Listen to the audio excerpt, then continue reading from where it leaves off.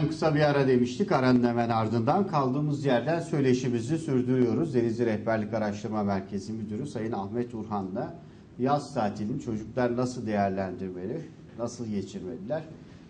Tatil denilince tabii ki dinlenme, ama dinlenmenin ötesinde bakıyoruz ki çocuklara bir de çalışma kitapları falan veriliyor ve anne baba ihtiyaç duyuyor.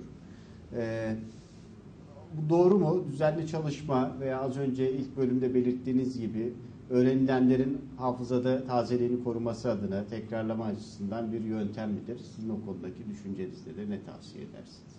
Verilebilir. Hatta farklı kitaplar, farklı kaynaklardan da çocuklar okuyabilir, takip edebilir.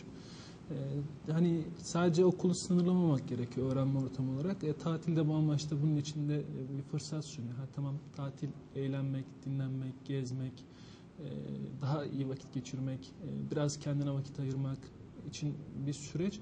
Ama aynı zamanda da öğrenmek için de fırsatlar sunan bir zaman dilimi. Tatil kitapları bu anlamda hani düzenli takip açısından kullanılabilir. Farklı kitaplar okunabilir. O açıdan değerlendirilir.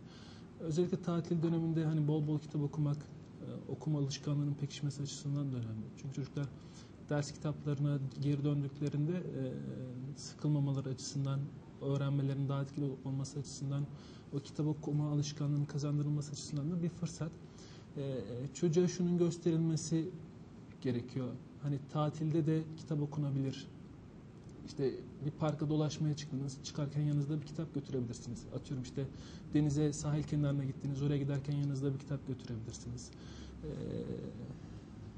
Bir yere geziye gidiyorsunuz, geziye giderken yanınızda kitap götürebilirsiniz. Hani bu açıdan değerlendirdiğimizde birçok kitap, kaynak, o okuma alışkanlığının pekişmesi açısından önemli. Onları birlikte götürebilir. Tabii tatil kitaplarının içinde farklı etkinlikler oluyor. Farklı çalışma yöntemleri oluyor. Yaş gruplarına göre değişiyor. Yaş gruplarına göre değişiyor. Bu açıdan da değerlendirilebilir. Ama kitap okuma alışkanlığı kazandırılması açısından da tatil bir fırsat aslında. Sadece kitap değil, dediğimiz gibi işte dergiler olabilir, farklı dergiler, işte araba dergileri oluyor, magazin dergileri oluyor. Bunların içeriği biraz daha resim açısından fazla oluyor ama en azından onu açıp sayfalarını çevirmesi, bazı yerleri okuması, yeni bilgiler edinmesi açısından önemli. Mesela kütüphanelere geziler düzenlenebilir bu anlamda. Çocukla birlikte hadi gel. Hatta veliler şunu da yapabilir. İzin dönemlerini, özellikle bu yaz tatillerini zaten veliler o şekilde yapıyor yoğunluklu olarak. Çocukla birlikte daha fazla vakit geçirmek açısından mesela kütüphaneye birlikte gidilebilir. Farklı yerlere geziler düzenlenebilir. Kitapçılara gidilebilir. Bu neyi sağlayacak? Kitabın çocuğun hayatına girmesini sağlayacak. Kitap hayatında olduğu sürece de çocuğun öğrenmesi, pekiştirmesi, onu okuması artacak. Biz şunu yapıyoruz, hadi al bu kitabı oku. Şu da yapılabilir, çocuğa oku diye verdiğiniz kitabı siz de okuyup bunu karşılıklı konuşabilirsiniz. O kitapta nelerden bahsediliyor, neler anlatılıyor. Hani bu sayede hem çocuğun konuşma, bilişsel gelişimi açısından da bir katkı sağlamış olursunuz. Hem kendisini ifade etmesi açısından da bir katkı sağlamış olur. Öğrendiklerini pekiştirmesi, sorgulaması, düşünmesine de katkı sağlamış olur. Sadece işte hadi git kitap oku demek çok da yeterli değil. O ortamın oluşturulması gerekiyor. Yani kitap okunan bir ortam varsa, ailedeki anne baba, diğer kardeşler de kitap okuyorsa, çocuk bunu gördükçe bu anlamda bunun iyi bir şey olduğunu, bunu yapması gerektiğini, bunun alışkanlık haline gelmesi daha da kolaylaşacaktır. O anlamda o tarz kitaplar da kullanılabilir. Farklı birçok kitaplar da kullanılabilir. Hatta günümüzde şimdi hep romanlar yazılıyor.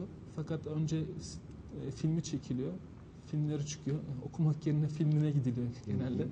Onun yerine hani filme gitmeden o kitabı okuyup o şekilde bir yöntem izlenebilir. Kıyaslama imkanı da bulabiliyor insan daha sonrasında. Aslında önce kitabını okumuş olsa evet. Yani o okuma alışkanlığının pekişmesi açısından tatil döneminde o kitaplardan faydalanmakta fayda var. Peki kaliteli zaman geçirme, anne babaların çocuklarıyla kaliteli zaman geçirmesinin yolları nedir? Nelere dikkat etmeliler bu anlamda? Bazı örnekler verdiniz ama şu ana kadar. Birlikte özellikle birçok şey yapılabilir tatilde. Geziye gitme, evde vakit geçirme, işte sahil kenarına gitme, yürüyüşlere çıkma, oturup sohbet etme, hani ailece vakit geçirme, atıyorum bir balkonda oturup ailecek çay içmek bile o çocuk açısından şeydir. Konuşup sohbet etmek, kim ne yapıyor, nerede, nasıl. Şunlara da dikkat edilmesi gerekiyor aslında. Biraz günümüzde bu ihmal ediliyor. İşte akraba, eş, dost ziyaretleri. Çocukla birlikte gitmek. Bu şu açıdan önemli. Çocuğun sosyalleşmesi açısından önemli. Tanıdıklarımız varmış, akrabalarımız varmış. Onlarla kaynaşması açısından, onların çocuklarıyla vakit geçirmesi açısından önemli. Çocuğun durumunu sormak, bazen kendi yaşadıklarınızdan bahsetmek, kendi deneyimlerinizden anlatmak. Yani bunlar bazen çocuklara daha etkili oluyor. Mesela öneri vermek yerine siz yaşadığınız bir olay sonucunda edindiğiniz bir izlenimi anlatırsanız bu biraz daha etkili oluyor. Hem hikayeyi anlatma yolunu kullanmış oluyorsunuz. Hem de çocuk bir davranış sonucunda nelerle karşılaşabileceğini görmüş oluyor. Tabii aileyle geçirilen vakit ne kadar fazla, ne kadar çok olursa çocuk açısından o kadar önemli. Çünkü aile çocuğun ilk adım attığı, ilk sosyalleştiği, ilk bağlarını geliştirdiği yer. Bu bağların güçlü olması açısından da önemli. Bazen bakıyorsunuz mesela çocuğun ne yaşadığından annenin babanın haberi olmayabiliyor. Özellikle ilerleyen yaşlarda biraz daha uzaklaşmalar olabiliyor ki bu işte evlenip yuva kurduktan sonraki zamanlarda o bağın devam edebilmesi açısından da önemli. Şimdi siz o bağları ne kadar sağlam, sıkı tutarsanız ilk çocukluktan itibaren o bağlılık o şekilde devam ediyor. Bu nasıl sağlanacak? Çocukla ilgilenmezseniz, onunla iyi vakit geçirmezseniz bu çok fazla mümkün olmuyor. Ama ne kadar çok ilgilenir, iyi vakit geçirirseniz evde, ev ortamında özellikle hem şunu da sağlamış oluyorsunuz. Çocuk aile ortamına, ev ortamına biraz daha bağlı oluyor bu sayede. Tatil sürecinde de aslında bu bir fırsat. Çocuk evde zaten. Belli bir şey yok. Gidip gelmesi gereken okul dönemi yok. Aile de evde olursa, anne baba da evde olursa bunu daha etkili vakit geçirmeleri gerçekleşmiş oluyor. Şimdi tabii anne babalar açısından tatil deyince dinlenmek temel ihtiyaçlardan birisi. Onların bu ihtiyacı var. Ancak çocukların da oynamak, eğlenmek, sohbet etmek, yeni arkadaşlar edinmek gibi bir ihtiyaçlarının olduğunu göz ardı etmemeliler galiba.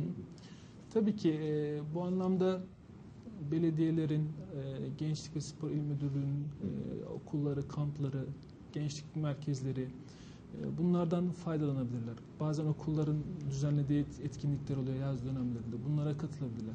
Mesela şöyle bir örnek vereyim. Gençlik ve Spor İl Müdürlüğü spor okulları açıyor yaz dönemlerinde. Bunlara katılabilir. Çocuğun eğer bir alanda yeteneği varsa bunlara geliştirmesine katkı sağlar. Hem diğer çocuklarla, diğer öğrencilerle vakit geçirmiş olur. Mesela bu yaz tatilini değerlendirmek açısından bu tarz kamplar, spor okulları, kurslar bunlar da değerlendirilebilir. Bunlar da gözden geçirilmesinde fayda var. Evet.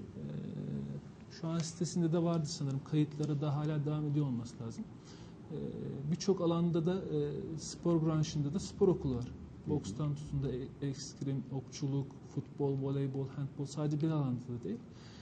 Bu neyi sağlayacak? Çocuk da hem spor yaparak daha sağlıklı, daha zinde olacak. Hem diğer akranlarıyla vakit geçirmiş olacak. Hem de daha eğlenceli, daha güzel vakit geçirmiş olacak. Bu tarz kurslar bu anlamda velilere öncelikli olarak önerimiz. Bunlara yönlendirebilirler çocuklarını. Evet. Hatta gençlik kampları da olabilir. Bu tarz kamplara da katılabilir. Hem akranlarıyla iletişim kurma, arkadaşlık ilişkilerini geliştirme açısından etkili. Hem de daha eğlenceli, daha güzel vakit geçirmesi açısından etkili bir yöntem. Evet. Yeni bir ortama, yeni bir çevreye sokacak aynı zamanda çocuğu. Tek düze bir hayattan, belki anne babanın fark etmediği monoton bir yaşamdan da çekip almış olacaklar böylelikle. Bunu da göz ardı etmemeleri gerekiyor. Tabii ki yani bu amaçla bu kursları kullanabilirler. Ama bazen ben şunu da gözlemliyorum velilerde. İşte birçok kursa yazdırıyorlar çocuğu. İşte hem spor kurslarına gidiyor hem işte Ebru'ydu, işte bir farklı sanat işte o tarz kurslara birinden gidiyorlar. çıkıp birine gidiyor icabında. Yani bu kadar çok kursu da bir araya koyup çocuğu da sıkmamak gerekiyor. İşte veli şundan şikayet ediyor. Ona başladı, sıkıldı, buna geçti. Ona sıkıldı, buna geçti. Devam etmedi. Tabii bu anlamda çocuğun fikrini almak da gerekiyor. İşte nereye gitmek istiyor? Spor kursuna mı gitmek istiyor ya da farklı bir etkinlik mi istiyor? Evet. Onunla konuşup hangisi ona daha yatkın? Çünkü baktığınızda farklı spor dalları çocuklardaki farklı yetenekleri de geliştiriyor. Aynı zamanda hayatına bir düzen, disiplin de katıyor. Çünkü sporu yaparken bunu kazanmış oluyor. Bu anlamda çocuğa yakın olan hangisi? İşte Ebru'ya mı gitsin, fotoğrafçılığa mı gitsin ya da işte yüzmeye mi gitsin? Hem onunla konuşup hem de hangisine giderse yetenekleri daha iyi gelişir. Evet. Bunu gözden geçirip birlikte karar verip bu tarz kurslara gidebilir. Evet. Tabii bunların da dediğim gibi sayısının sınırlı olmasında fayda var. İşte o kurstan çıkıp o kursa gitsin, oradan çıkıp oraya gitsin. Şimdi anne baba yaz döneminde de çalışıyorsa eğer böyle çocuğun bütün yaz dönemini kurslarla da doldurmanın bir anlamı yok. Evet. Tabii burada çocuğun keyif alması da önemli. Hı hı. Çünkü zamanını değerlendirecek Zaman orada. geçirecek. Yoksa benim çocuğum illaki işte bir efendime söyleyeyim atlet olsun diye öyle bir kursa göndermek, sporcu olsun diye herhangi bir spor kursuna göndermek ya da sanatçı olsun diye sanatsal içerikli bir kursa göndermenin bir alemi yok. Çocuk eğer keyif alıyorsa o ortamdan ve kendi yeteneklerini keşfediyorsa orada, ilgi duyuyorsa buna dikkat etmesi gerekiyor galiba anne baba. Zaten eğer çocuğun oğlanda bir yeteneği varsa, geliştirilebilir, ileri düzeye çıkabilir bir şeyi varsa, potansiyeli varsa çocukta zaten kendisini gösterecektir o. Onu daha fazla yapacaktır, daha fazla hayatına sokacaktır. Mesela atıyorum bir saz çalmak. Buna herkesin yeteneği tam olarak olmayabilir. Ama çocuk onda bir bağlandı, onu çok sevdi, sürekli onu şey yapıyor, çalıyor, birçok parçayı çalmaya başlayabiliyor. Zaten o kendisini gösterecektir, onu bırakmayacaktır. Ama yeteneği çok fazla yoksa, çok fazla ortaya koyamayacaksa bir süre sonra zaten ondan vazgeçecektir. Açığa çıkacaktır da yani o potansiyel varsa çocukta bir süre sonra o ortaya çıkar. Birçok kursa aldırmak ya da işte bir kurstan alıp öbür kursa yazdırmaktansa belki her yıl farklı bir ortamı deneyerek o çocuğa böyle bir yeni bir pencere açabilirler, yeni bir ortam sağlayabilirler. Zamanla da zaten hem kişiliğinin oturması, kişisel gelişimi sayesinde kendi tercihini de ortaya koymaya başlayacaktır. O da önemli. O zaman en başta anne babaların çocuklarını dinlemeleri gerekiyor galiba. Evet tabii. Yani Otorite olmak kadar onlara bir arkadaş olabilmekte, o ikisinin de ayarını iyi tutturmak gerekiyor. Yani çocuktan düşüncelerini almak bu anlamda çok önemli. Yani onu bir birey olarak kabul ettiğinizin bir göstergesi bu. İşte sen ne düşünüyorsun, ne istiyorsun? Yani onun isteklerine değer vermeniz çocuğun birey olarak kabul gördüğünün, kendisinin varlığının diğerleri tarafından hissedildiğinin de bir göstergesi. Çocuk bunu hissederse zaten kendini diğer ortamlarda ortaya koyabilir. Hani çekingenlik, atılganlık diyoruz ya. O çekingenlik kısmını yenebilmesi açısından velilerin özellikle birçok şey de olabilir. İşte geziye gidilecek mesela. İşte aile deniz kenarında bir yere gitmeyi düşünüyor.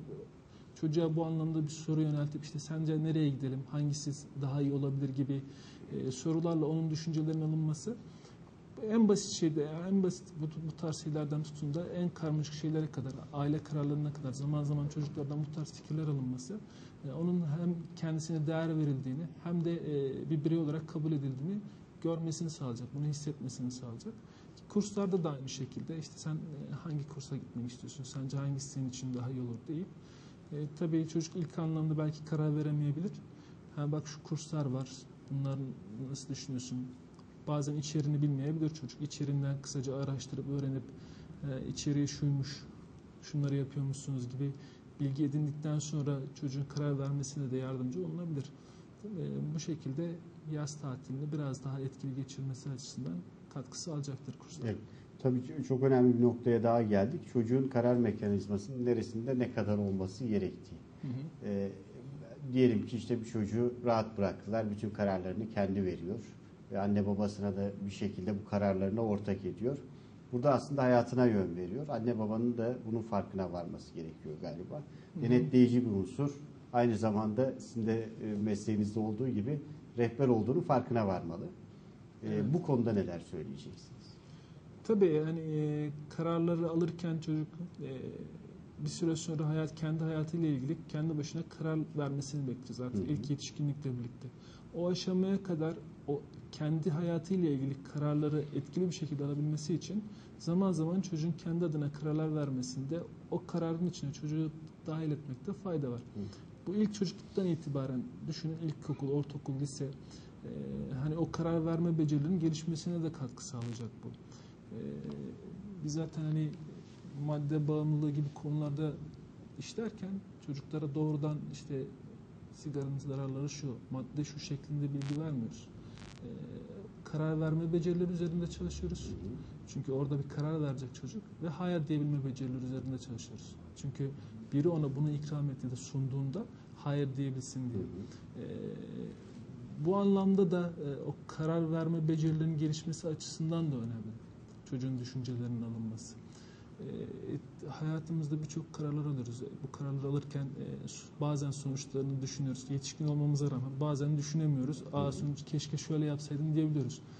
İşte o keşkelerin azaltılması açısından birlikte hareket etmek, birlikte düşünmek, ailece hareket etmek de fayda var. Çocuk hem bu becerileri gelişmiş oluyor hem de ileriye yönelik siz çocuğun karar mekanizmalarına bir katkı sağlamış oluyorsunuz. Her çocuk galiba iyi bir dinleyici değil mi? Yanılıyor muyum o konuda? Tabii iyi bir dinleyicilik tarafı oluyor. Yani ikna etmek o anlamda aslında çocuğu kolay. Yeter ki o iletişimi kurabilin, anlatın, bütün seçenekleri önüne koyun. Aradaki bağı kurduğunuz zaman o bilgiyi vermeniz mümkün.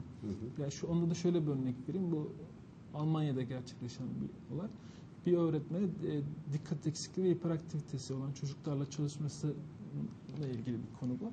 Sonuçta dikkat eksikliği ve hiperaktivitesi olan çocuklar diğerlerine göre biraz daha farklı. Dikkatleri çabuk dağılabiliyor, daha fazla hareket ediyor. Onların dinleme düzeyi biraz daha düşük diğer öğrencilere göre. Bu çocuklarla çalışırken bunlara birçok dersi öğretmeye başlıyor sınıf öğretmeni. İşte bunu nasıl başardığını soruyorlar. O da şöyle açıklıyor. Yani bu çocuklar zaman zaman sıranın üstüne çıkıyordu. Ben de sıranın üstüne çıkıyordum. Yani onlar beni nasıl dinleyecekse, onlarla nasıl iletişim kurabileceksem o kanaldan iletişim kuruyordum. Bu anlamda çocuklarla iletişim kurarken o gelişim dönemi özelliklerini ve çocuğun özelliklerini de dikkat etmekte fayda var. Her birey kendine has.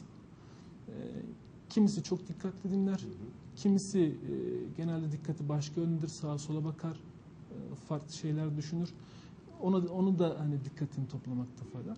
Her bireyin kendi özelliğine göre yaklaşırsanız onun dinlemesini biraz daha kolaylaştırırsınız. Ona bilgi aktarmanız, ona bazı davranışları kazandırmanız biraz daha kolay olur. Bu anlamda da zaten eğitim sistemi biraz daha bunu ön plana çıkarmaya çalışıyor. Yani öğretmen odaklı değil de öğrenci odaklı bir eğitim. Her öğrencinin kendi özelliklerini göz önünde bulundurarak buna yönelik olarak bir eğitim vermek.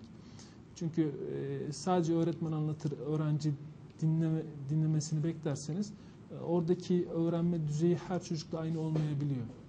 Kimisi dokunmak istiyor, elinde tutmak istiyor kimisi. Kimisi görmek istiyor ne olduğunu, kimisi yapmak istiyor onu. Biraz daha bunları da işin içine katmak. Yani çocuğun özelliklerini de bilmek. Hani ilk başta dedik ya o yaz tatili döneminde çocukla çokça vakit geçirmek, iyi tanımak gerekiyor diye. İşte bu anlamda o çocuğun özelliklerini görmemizi sağlıyor. Çokça vakit geçirmek ve onu yönlendirmemizi de kolaylaştırıyor.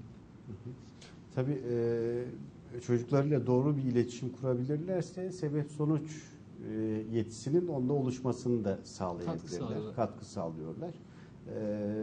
İşte bu ortak alınan kararlarda mesela imkan nedir, ortam nedir, nasıl bir sonuç ortaya çıkabilir? Tüm bunları dillendirerek çocuğun karar verme mekanizmasının da önemli olduğunu, etken olduğunu da hissettiriyorlar.